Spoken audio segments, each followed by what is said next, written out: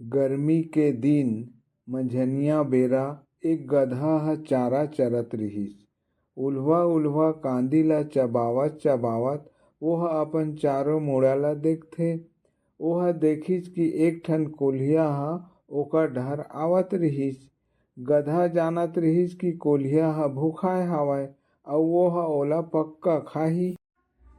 चलाक कोल्हिया ह एकठा उपाय बनाइच, काबर वह आलसी रहिस। ओह चाहत रिहिस कि गधा ओकर तीर म आए अउ ओह ओला खा लय। एकर कारण से वह खोराए के बहाना करिच। अब मूरख गधा ओकर तीर म गइच और कहिच, कैसे भाई कोल्हिया तैं कैसे खोरात हस? त कोल्हिया बोलथे, ओ काय करबे भाई, मोर गोड़ ह टूट गे हे।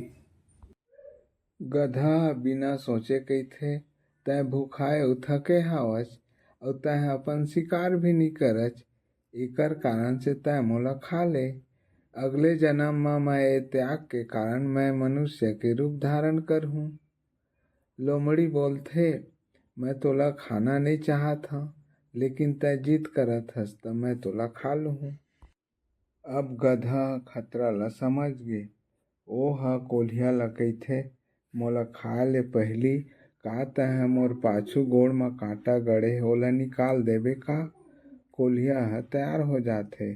ओह गधा के पाछू तरफ जाथे और पीछे गोड़ म कांटा ल देखे लगथे।